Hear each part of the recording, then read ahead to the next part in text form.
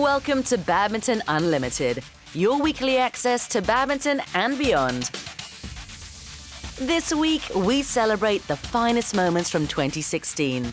We relive the excitement, the drama, and joy as we look back at the year's top badminton events. With 21 nations in Kunshan, China, for the Total BWF Thomas and Uber Cup Finals 2016, a showcase of top-class badminton took center stage in the Jiangsu province city for the week-long event.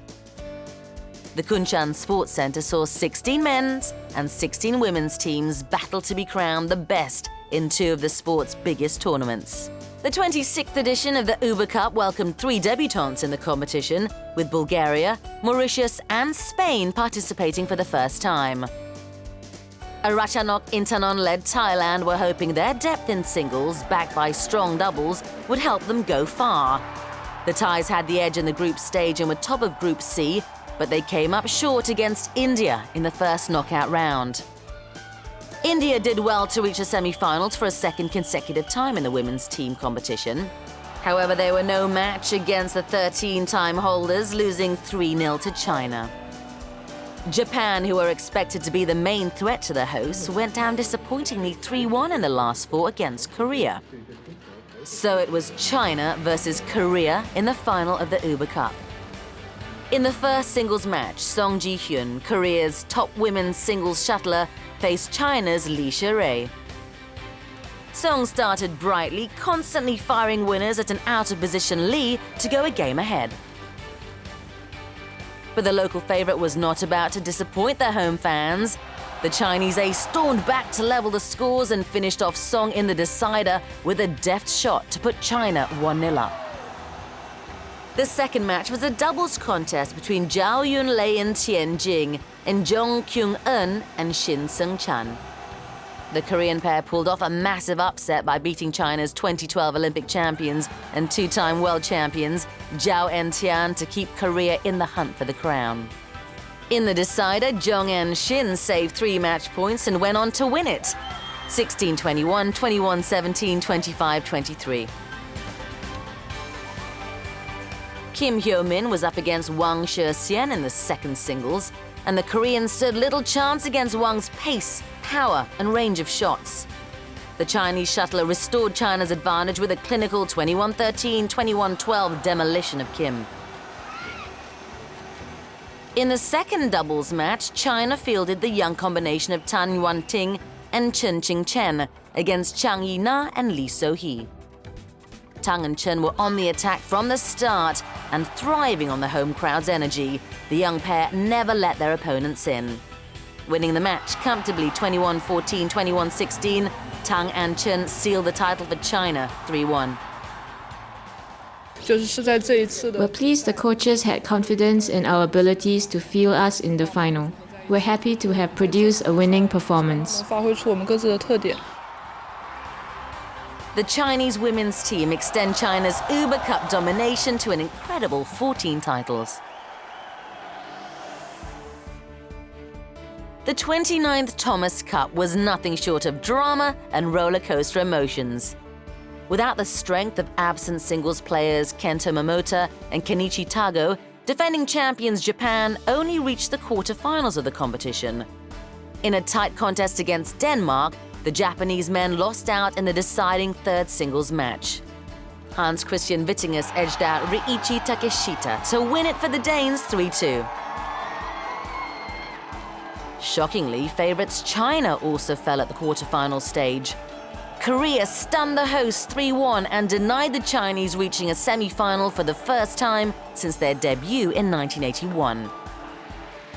Last edition's finalists Malaysia crashed out at the semi-finals stage. Their challenge at the Thomas Cup ended after a 3-2 defeat to Denmark.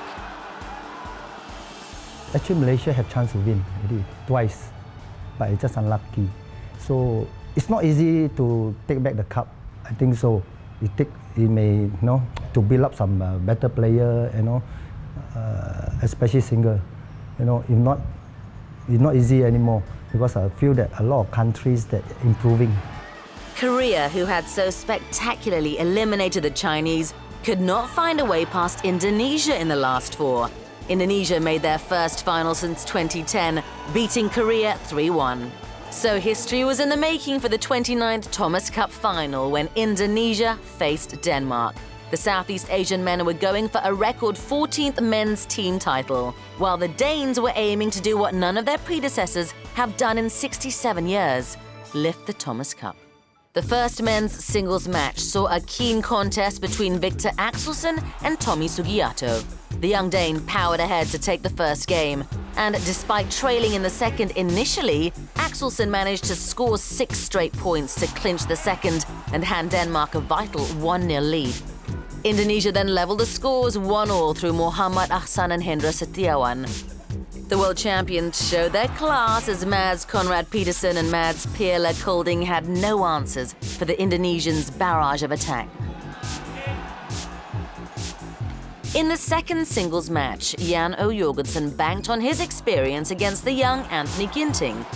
The Danish shuttler covered his ground well and ran away with an easy victory to put Denmark 2-1 up. The doubles rescued Indonesia again. Angga Pratama and Ricky Karanda Suwardi put the 13-time Cup winners back in the contest after beating Kim Astrup and Anders Skarup Rasmussen. The Indonesian duo had far too much firepower, and Astrup and Rasmussen could not match their opponents. They cruised past the Danish duo 21-16, 21-14 to send the Thomas Cup final to a decisive third singles clash. The veteran Hans Christian Vittingus battled youngster Ihsan Maulana Mustafa, and the Dane showed that his years of experience mattered. Vittingus stayed calm and was rock solid in defense and attack. He sealed the deciding singles 21-15, 21-7 to deliver Denmark's first ever Thomas Cup victory. They were very good, especially in the men's singles. Their players were all experienced. Even though there was a lot of pressure, they kept their composure and remained calm. That was their biggest strength. Denmark winning the Thomas Cup is just, such a big achievement, and I'm really happy and proud. It was a huge honor. I'm very, very happy and grateful to all my teammates that they decided it was me who got to lift the trophy.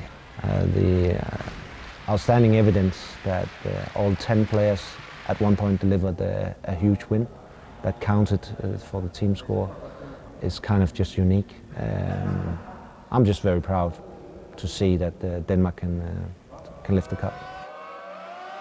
Denmark becomes the first European country in the tournament's history to lift the prestigious Thomas Cup.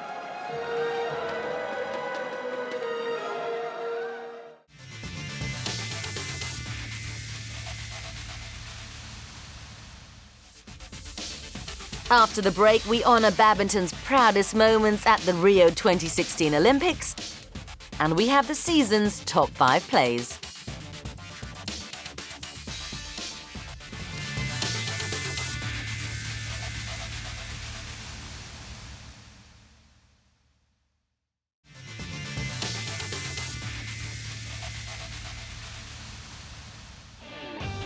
Hi, I'm Christina. Hi, I'm Camilla. We just want to wish you all a happy holiday and a happy new year.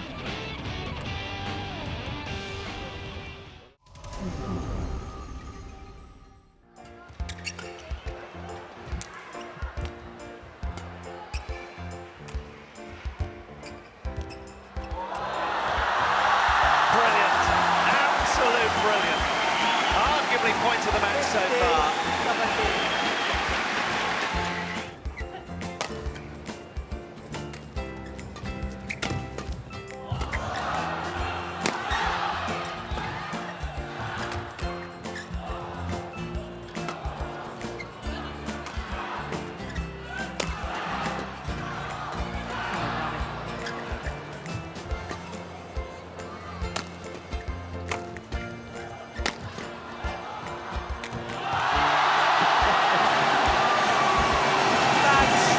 Sensational women's doubles.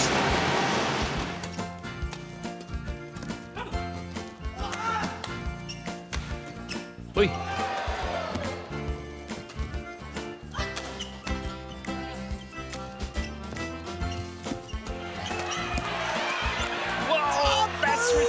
double! Oh, what a rally! Fantastic reactions. Incredible! Oh, that's just amazing.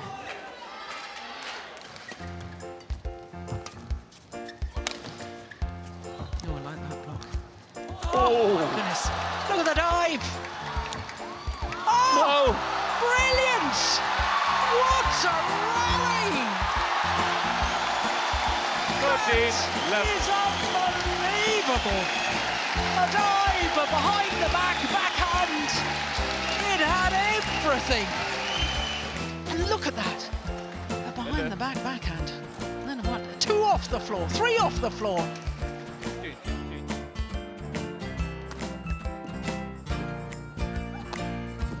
Whoa, Oh, that's fantastic. brilliant! How did she play that cross-court net shot? That's outrageous.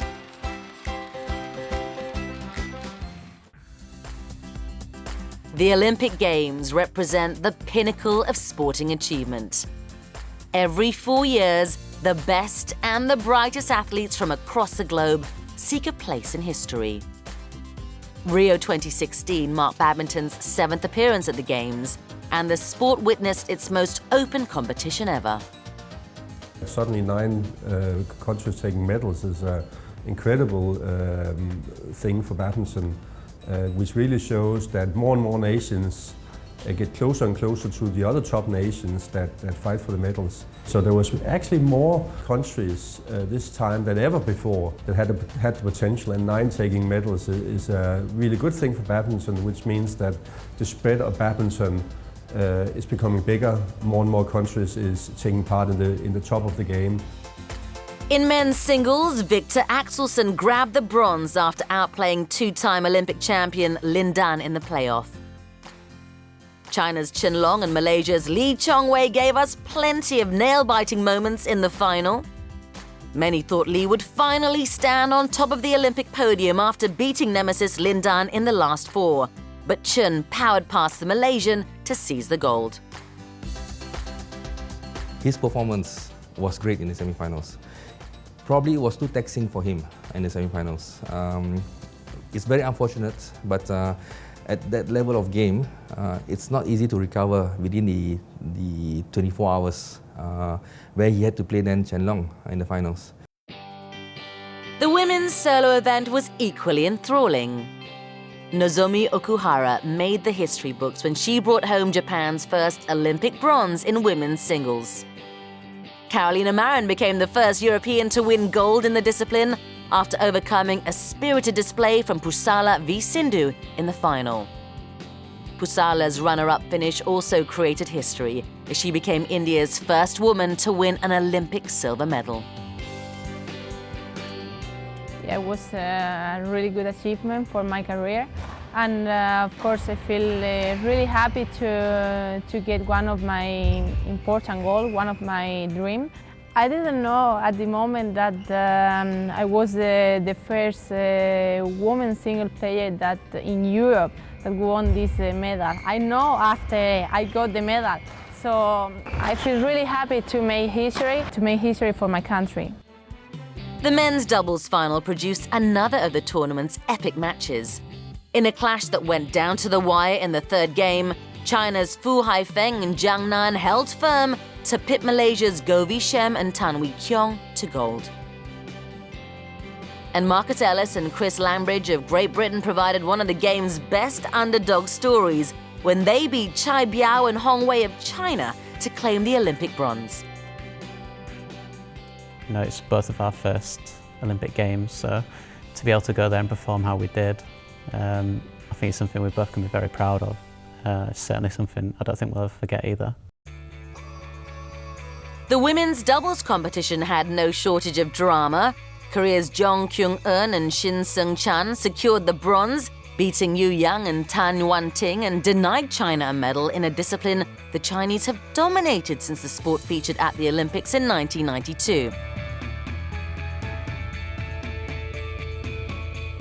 The final was a thrilling encounter that went the distance. Japan's Misaki Matsutomo and Ayaka Takahashi came from behind to snatch victory from Denmark's Christina Pedersen and Camilla Ritter-Juhl. I couldn't believe it when we won. Everything was so unreal, and even now the feeling is so surreal. But I know that we had accomplished something very big with the magnitude of our victory. In mixed doubles, London 2012 champions Jiang Nan and Zhao Yunlei of China were unsuccessful in defending their title and had to be content with bronze. Tontowi Ahmad and Liliana Natsir gave Indonesia one of the best gifts on the country's Independence Day. They overcame Malaysia's Chan Peng Sun and Goh Liu Ying to grab the Olympic gold. We felt honored to fly our red and white flag in Rio on Indonesia's Independence Day. Kemerdekaan Indonesia ya. Yang pasti terharu ya. Kalau saya mengingat sampai sekarang pun saya masih terharu, masih pengen nangis. I'm so proud. Thinking about it makes me want to cry. All my sacrifices were worth it. The expectations from everyone, they were huge. So to be on that podium, I knew I overcame all of it. I was able to make my family and Indonesia truly proud. Itu lebih seperti itu sih. Dan saya bisa membanggakan keluarga saya sih, yang pasti, dan Indonesia. The curtains may have fallen on sport's biggest extravaganza, but the passion and dreams of athletes carry on as they continue their pursuit of aiming higher and getting faster and stronger for Tokyo 2020 in 4 years' time.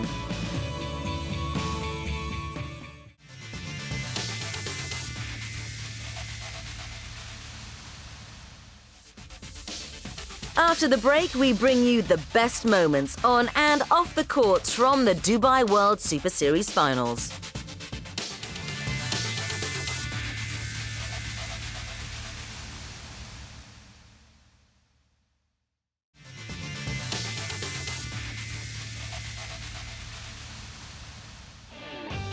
Hi guys, I'm Victor Axelsen, and I'm wishing you all happy holidays and wish you all a really good 2017. The MetLife BWF World Superseries circuit is the premier competition in elite badminton, attracting the world's top singles and doubles players.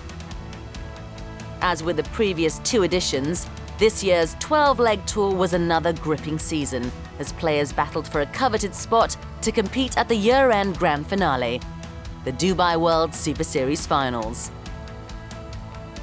Being an Olympic year, 2016 was always going to be a special chapter in the history of the finals, since it started being hosted in the Emirate 2 years ago. I think we've had a lot of champions coming out of the MetLife BWF World Superseries overall in all the tournaments, different champions, a very competitive year, I think, where players have been obviously looking forward to the Olympics as a big peak, but still needed to perform in all the other tournaments to actually qualify, to get seedings, and actually wanting to win those matches as well, to be at the peak of the game. So it's been extremely exciting this year in terms of what had happened, both in connection to the Olympics, but also outside that context. And then being here in Dubai and ending the season on a high is just even more fabulous. Few could better the Desert Kingdom as gracious hosts. Players stayed at the luxurious Intercontinental Dubai Festival City, where both the tournament draw and press conference also took place. I'm very happy. One of the best tournaments on tour because it's more exclusive and you have everything is just a notch up. It's very distinctive. Everything is just very nice. Less players, more prize money. We stay here at this nice hotel and everything. So I really like it. Famous for the glitz and glamour the city brings, Dubai also ushered its badminton guests to the Armani Hotel for the annual gala dinner and the BWF Player of the Year Awards. It was an evening to honor the year's finest in the sport, and those in attendance turned up looking their best. I feel really honored. In fact, I was pleased just to be nominated. I really like Dubai. The architecture and the weather is great. I'm happy to have the chance to compete here. It feels great for me to be here at Dubai and to winning this title because this title representing an achievement of the year, so I'm very happy to my season and to my result on 2016. Dubai's hospitality continued, with the players treated at some of the fabulous places of interest the port city has to offer. Prior to the start of the finals, players swapped their rackets for tourist cameras as they enjoyed a variety of fun excursions. One of the attractions was Sea Lion Point at Atlantis, the Palm, where a lucky Olympic medalist got a chance to make a new best friend. I don't really have any any thoughts about him. I had never met one, so I'm really excited to meet one finally, and hopefully it will be a fun experience. This is my second time coming to Dubai for the Dubai Superseries finals, and last year was a blast. So hopefully this year will be a good time too. I always enjoy coming here, and hopefully I can bring back a good result as well. Another glorious attraction was Green Planet Dubai, and it offered one of World Badminton's emerging women's doubles act to explore the city's very own indoor rainforest. 今天我们来到了绿色星球。 The greenery inside is amazing. It's not what we have experienced before. Hopefully, more people can do their part to protect the environment. 希望更多的人可以保护地球。 Olympic silver medal winners Govi Shem and Tanwi Kyong have had a memorable season, and they are sure to add another highlight to their year after visiting one of the city's newest attractions, Legoland. Yeah, we have a good experience here, and it's our first time here. I think we really enjoy the environment, the people here, the building here, the what you call that, the place. So it's quite fresh for us. Yeah. The tour of the iconic Burj Khalifa was the most popular with the players, and visiting the world's tallest skyscraper was perhaps a fitting symbol of the heights they hope to achieve in their careers. After enjoying the delights of the city, it was time for players to refocus and get down to the business on the courts. And number 2 seeds from Denmark. After 4 days of brilliant action through the group and knockout stages, the atmosphere at the Hamdan Sports Complex reached its climax on finals day, where only the best of the best were left standing. Finals day began with women's doubles, and young guns from China Chen Qingchen and Jia Yifan faced Japan's reigning Olympic champions Misaki Matsutomo and Ayaka Takahashi. The match went the distance, and it was Chen and Jia who proved worthy of the crown.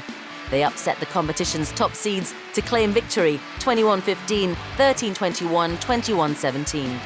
Men's singles followed next, and it was a contest between Chinese world number 7, Tian He-wei, and Danish sensation, Victor Axelsen. Denmark's Olympic bronze medalist successfully held off the challenge of his Chinese opponent, but only after 3 hard-fought games. Axelsen grabbed his maiden Dubai World Superseries crown with the final score 21-14, 6-21, 21-17. Looking to retain the women's singles title she won in 2014 was Chinese Taipei shuttler Tai Tzu-ying, and she came up against Korea's Song Ji-hyun.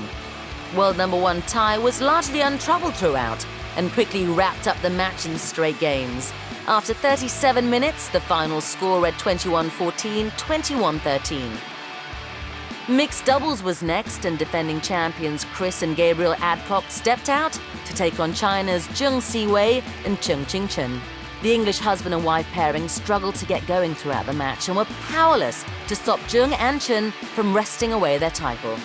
The Chinese world number 3 duo won the final in straight games 21-12, 21-12. Concluding the day was the men's doubles final. Rio Olympics silver medalist Govi Shem and Tanwi Kyong were keen to end the year with a bang against Japanese top duo Takeshi Kamura and Keigo Sonoda. The Malaysians were in cruise control from the start and never let their opponents in with a shout. Go and Tan powered to victory 21-14, 21-19 after 40 minutes. The success of the Dubai World Superseries Finals 2016 has once again exceeded expectations. It will be a tough act to follow next year. But if there's one thing we know about the finals in the Emirates, it can only get bigger and better.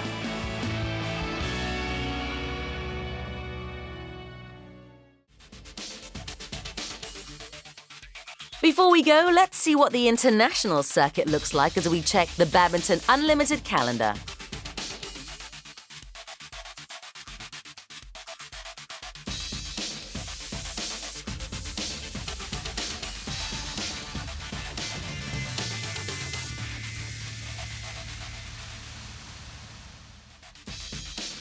Hi, I'm Camilla. And I'm Christina. Watch us on Badminton Unlimited. Next week on Badminton Unlimited, we have a heart-to-heart with Rio Olympic silver medalist Christina Pedersen and Camilla Ritter-Juhl as they look back at a memorable 2016. See you next year.